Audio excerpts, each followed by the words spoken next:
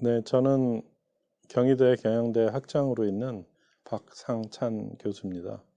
교육자, 특수교육자라고 할 수 있을 것 같습니다.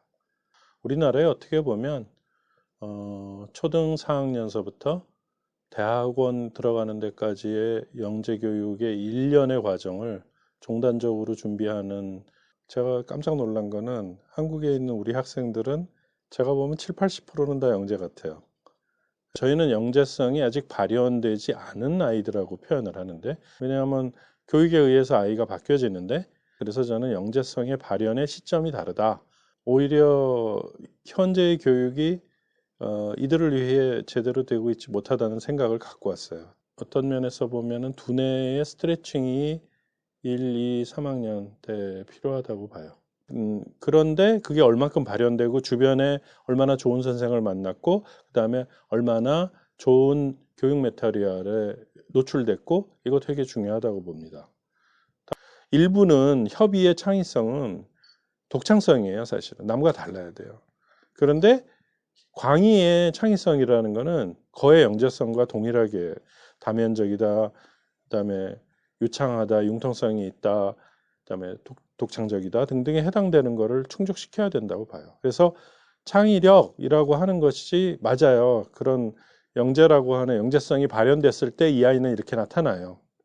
확장적인 생각을 할 수 있도록 만들어진 교재여야 되는데, 어떻게 교재가 항상 뒤에 들으면 답이 하나 있고 그 답이 맞았다 틀렸다로 평가를 하고 이게 될까?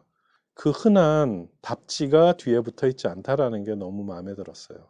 왜냐하면 거기에 해석은 굉장히 많은 건데, 그리고 그 의도적으로 당연히 다양한 해석이 가능하도록 만들어져 있어요.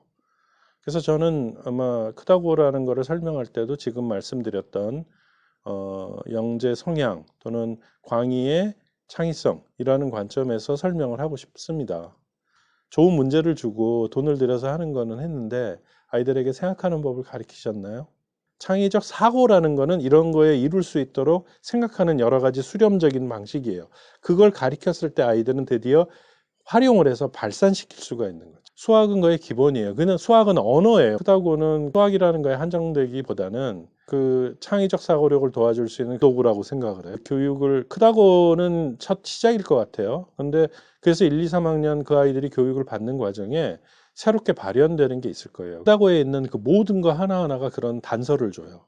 그리고 창의성이나 사고력이나 융합적 사고나 하는 것들은 자기가 세상을 살아가는데 도움이 많이 돼요. 일단. 그리고 경희대도 그렇고 카이스트에서도 그렇고 그러니까 입시 전문위원을 했거든요. 저희는 이제 창의적 논술이고요. 곳으로 대부분 많이 들어가게 됐을 때의 창의적 사고, 이거는 밥 벌어먹는 도구라고 생각을 해요. 그래서 차라리 야, 그 크다고 그 교육이 입시 교육이니 그러면 우리는 입시 교육이라기보다는 밥 먹는 교육 같은데, 먹고 사는 거에 대한 교육 같은데 라고 얘기하는 게 더 싫어하는 게, 지금 우리가 뽑는 게 여러 가지잖아요. 학생부도 뽑고 수능 성적만으로 뽑고 그다음에 논술 등등까지를 보는데, 그 3분의 1 정도에 해당되는 뽑는 과정은 이 사고력은 무제한 도움을 줄 겁니다. 그거는 뭐 믿어 의심치 않아요. 그래서 제가 부모 교육이 되게 중요하다고 하는 게 정서적인 문제도 굉장히 있고요. 인터액션이라는 부분도 있고요. 그 다음에 가장 익숙한 사람이 가르칠 때 훨씬 더 학습 이 정도가 높아져요. 애한테 질문을 많이 하세요 라고 얘기를 합니다.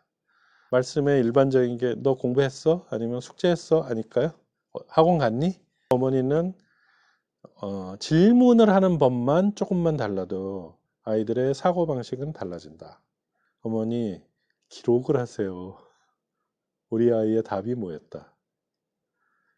그런데 어머니 지금 생각하신 것처럼 그렇게 일상생활에 이런 걸 구별을 하고 기록을 하실 수 있을 것 같으세요? 쉽지 않죠. 그래서 크다고가 그걸 해드리려고 하는 거예요.